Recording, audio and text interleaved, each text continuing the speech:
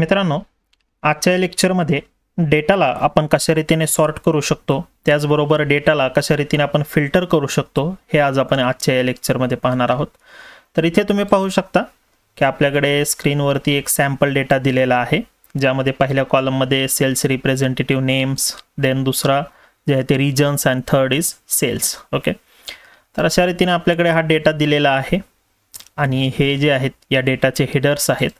त्या डेटाला मी एका चांगल्या टेबल फॉर्मॅटमध्ये आणण्यासाठी इन्सर्ट या टॅबमध्ये आपल्याकडे टेबल नावाचा एक ऑप्शन भेटतो. कंट्रोल टी ने सुद्धा तुम्ही त्याला यूज करू शकता.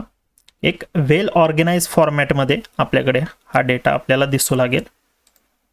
टेबल ऑप्शनवरती क्लिक केल्यानंतर इथे जी आहे ती पूर्ण डेटाची रेंज जी आहे ती सिलेक्ट झालेली आहे आणि माय टेबल हॅज अन हेडर, कारण आपल्याकडे हेडर जे आहे ते ऑलरेडी डेटामध्ये आहेत, तर इथं आपल्याला टिक करायचं आहे आणि ओके. तर इथे तुम्ही पाहू शकता की डेटा जो आहे तो एका टेबल फॉर्मॅटमध्ये आलेला आहे आणि इथं ऑटोमॅटिकली ड्रॉपडाऊन सुद्धा इथं आलेले आहेत. ठीक आहे, तर या ड्रॉपडाऊनचा यूज करून तुम्ही सॉर्ट करू शकता किंवा फिल्टर सुद्धा करू शकता. बट आपण टॅब्समधले ऑप्शन्स यूज करून डेटाला सॉर्ट आणि टॅब कशा रीतीने करता येतं हे आज या लेक्चरमध्ये पाहणार आहोत. ठीक आहे, तर आपला डेटा जो आहे तो हा रेडी झालेला आहे. आता या डेटाला आपल्याला सॉर्ट करायचं आहे. सेल्स रिप्रेझेंटेटिव्ह नेम या कॉलमला आपल्याला सॉर्ट करायचं आहे. तर त्यासाठी आपल्याला डेटा या टॅबमध्ये जायचं आहे. डेटा या टॅबमध्ये गेल्यानंतर तुम्हाला सॉर्ट आणि फिल्टर नावाचा एक ग्रुप इथं दिसतोय आणि इथे डावीकडे तुम्हाला A to Z आणि Z to A असे ऑप्शन्स दिसत आहेत. त्याचबरोबर सॉर्ट नावाचं एक ऑप्शन दिसते आणि इथे फिल्टर नावाचं एक ऑप्शन आहे. तर हे दोन्ही यूज करून आपल्याला सॉर्ट आणि फिल्टर कशा रीतीने करता येतात हे आज पाहायचं आहे.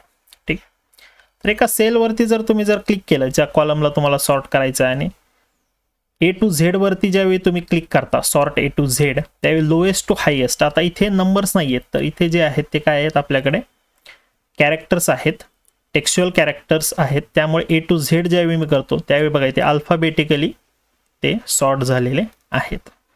त्याचप्रमाणे समजा मी जर या कॉलममध्ये असलो असतो आणि मी जर सॉर्ट Z to A केलं असतं तर काय झालं असतं, इथे बघा U जो आहे तो अगोदर आलेला आहे आणि C जो आहे तो नंतर आलेला आहे. तर अशा रीतीने तुम्ही सॉर्ट करू शकता. त्याचबरोबर या डेटा सेटला फिल्टर लावून सुद्धा तुम्ही सॉर्ट करू शकता. तर ते कशा रीतीने, आता इथे फिल्टर नावाचा एक ऑप्शन आपल्याकडे आहे आणि त्याचबरोबर कंट्रोल शिफ्ट L जो आहे तो फिल्टरचा शॉर्टकट आहे. आपल्याला जी शॉर्टकटची PDF जी दिलेली आहे त्याच्यामध्ये हे सर्व शॉर्टकट्स आहेतच. तर आता मी फिल्टरवरती क्लिक करतोय, तर इथे तुम्ही पाहू शकता की इथं जे आहेत ते ड्रॉपडाऊन जे आहेत ते ऑटोमॅटिकली आलेले आहेत क्लिक केल्यानंतर सर्व कॉलम्सला. ठीक आहे, आता पहिल्या ड्रॉपडाऊनमध्ये जर मी गेलो तर तिथे तुम्ही पाहू शकता की पहिला ऑप्शन जो येतोय तो काय येतोय, sort A to Z and sort Z to A. आता इथं जर मी Z to A जर क्लिक केलं तर बघा हा डेटा Z to A ने सॉर्ट झालेला आहे. ठीक आहे, आता इथे ज्यावेळी सेल्स या ड्रॉपडाऊनमध्ये ज्यावेळी मी जातोय त्यावेळी तुम्हाला तो ऑप्शन जो आहे तो वेगळा आहे बघा, सॉर्ट स्मॉलेस्ट टू लार्जेस्ट. कारण इथे जो डेटा आहे तो कसा आहे तो न्यूमेरिकल फॉर्मॅटमध्ये आहे. तर त्यामुळे A to Z हा ऑप्शन तुम्हाला इथे दिसणार नाही.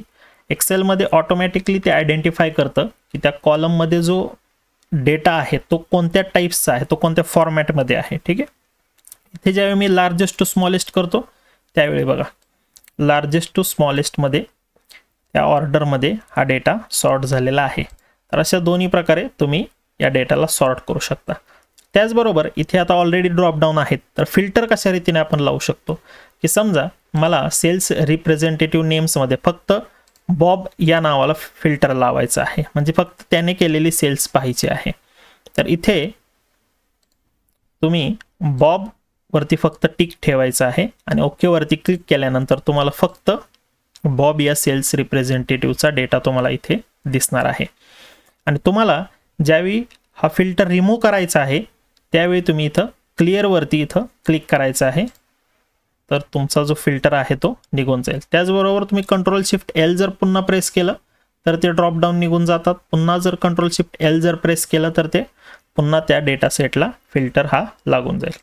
तर इथे तुम्ही ज्यावेळी ड्रॉपडाऊनवरती क्लिक करता तर इथे तुम्हाला बघा दोनच युनिक नेम दिसत आहेत, कारण कॅनडा अँड USA, कारण दोनच तिथे व्हॅल्यूज आहेत. आता US वरती ज्यावेळी मी क्लिक करतो त्यावेळी बघा US साठी फक्त हा डेटा फिल्टर झालेला आहे. तर अशा प्रकारे तुम्ही डेटाला सॉर्ट करू शकता आणि डेटाला फिल्टर सुद्धा करू शकता. थँक्यू.